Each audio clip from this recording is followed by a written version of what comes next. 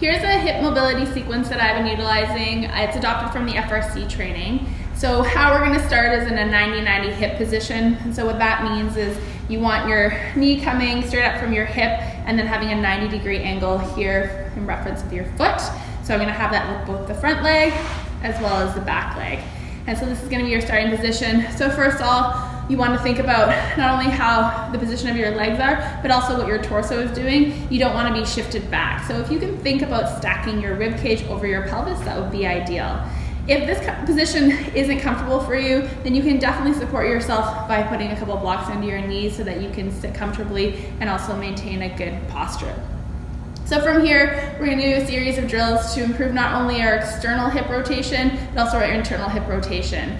Often if you haven't done this before or you have tight hips, you might experience some muscle spasming. So if you can sit through it and tolerate it, you can. Otherwise, you might just have to relax out of it and do some stretches. So just to prepare you for that. So the first thing we want to do is we want to create lots of tension in our body. So I'm going to go ahead and make this, brace my core, and then I want to actively pull myself towards my front knee. And then I want to push my foot and knee into the ground and push myself away. So I'm not just rocking in this position, I'm actively thinking about pulling myself towards the ground and then pushing myself away while creating tension. So the last step I also want to think about is my breathing. So I'm going to inhale as I come in, exhale as I come out of my tension that way.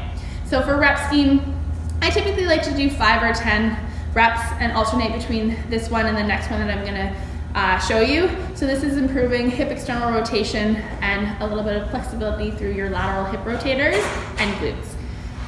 The next part of the drill that I use in this sequence is doing some external rotation by lifting my back foot up off the ground.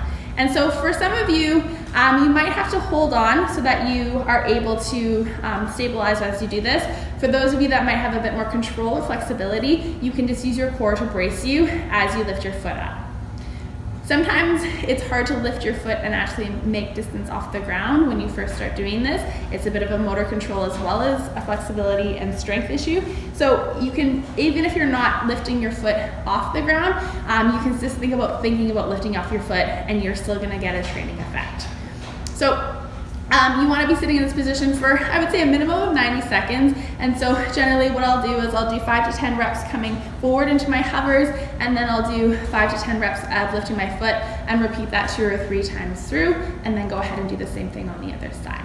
You can use this as part of your warm-up activation, or if you haven't done this a lot, then it might be better paired on a non-training day or at the end of your